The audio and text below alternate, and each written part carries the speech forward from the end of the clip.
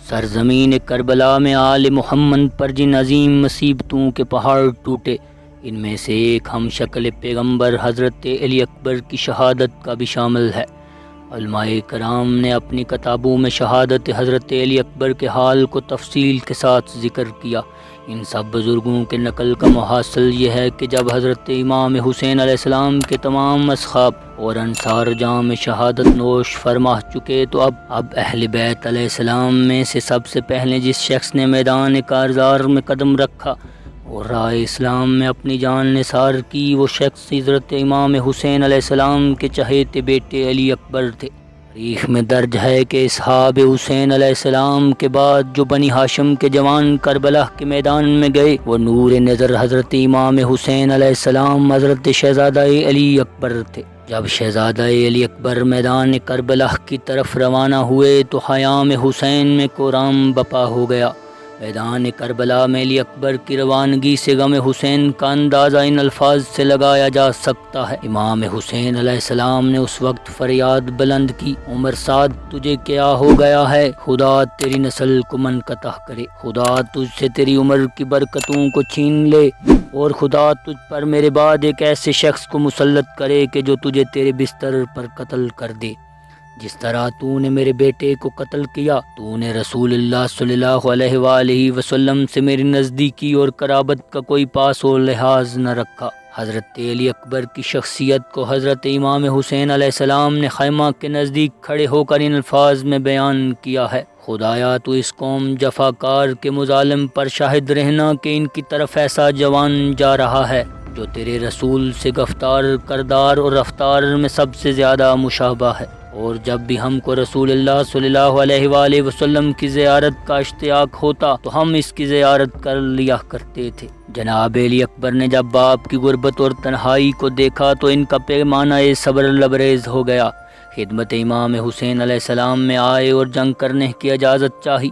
فوراً آپ کی آنکھوں سے اشک جاری ہو گئے۔ مولا امام حسین نے علی اکبر کو سینے سے لگایا اور پھول کی طرح سونگ کر رونے لگے۔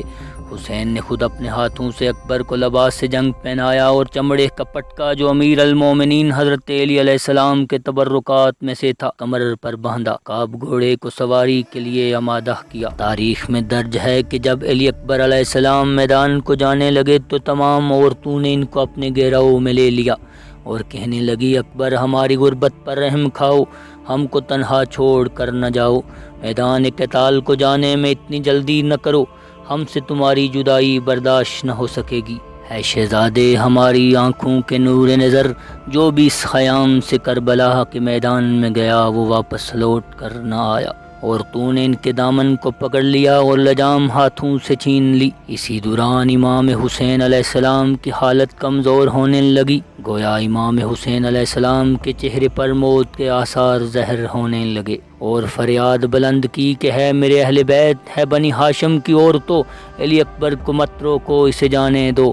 میرے علی اکبر کا رابطہ اللہ کی ذات سے ہے اور یہ اسی کی راہ میں شہید ہوگا۔ شیخ جعفر شوستری تحریر کرتے ہیں کہ حضرت علی اکبر کے غم میں سرکار سید الشہداء پر 3 مرتبہ حالت احتضار طاری ہوئی۔ پہلا موقع یہ تھا کہ جب علی اکبر میدان جنگ میں جانے کے لیے آمادہ ہوئے، دوسری بار جب علی اکبر میدان سے واپس آئے اور امام حسین علیہ السلام سے پانی طلب کیا، تیسری بار جب علی اکبر زین فرش سے زمین کربلا پر اتر گئے اور امام حسین علیہ السلام کو مدد کے لیے پکارا۔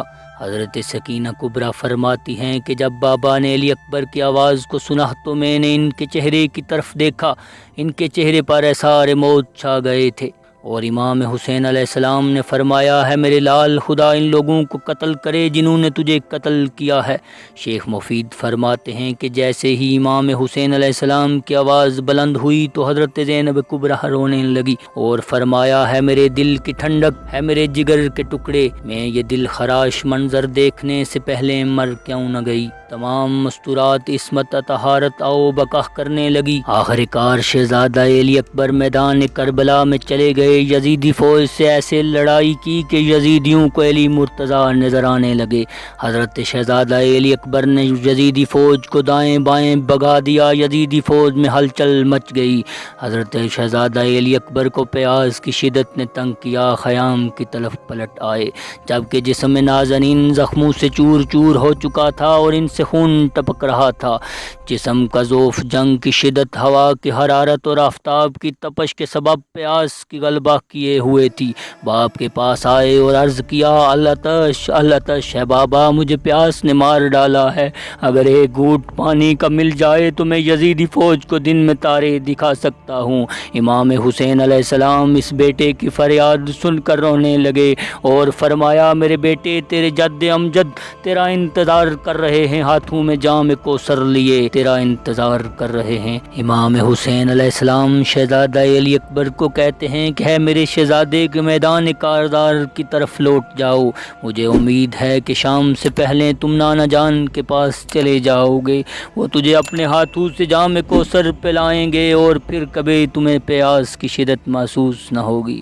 شہزادہ علی اکبر بابا کے یہ جملے سن کر واپس میدان کی طرف پلٹے۔ تاریخ طبری میں بیان ہوا ہے کہ مرات بن منقذ نے کہا کہ میں تمام عرب کا گناہگار ہوں گا اگر اس کے باپ کو اس کی جدائی کا داغ نہ دوں، اور یہ کہہ کر علی اکبر علیہ السلام کی سمت بڑھا اور تلوار سے ایسا وار کیا کہ خون بہنے لگا اور آنکھوں کے سامنے اندھیرا سا چھا گیا۔ پیاس کی شدت سے نڈھال زخموں سے چور شہزادہ زمین کربلا پر اتر گیا۔ چاروں طرف سے علی اکبر پر تلواریں چلنے لگی اور جسم اطہر کو ٹکڑے ٹکڑے کر دیا گیا۔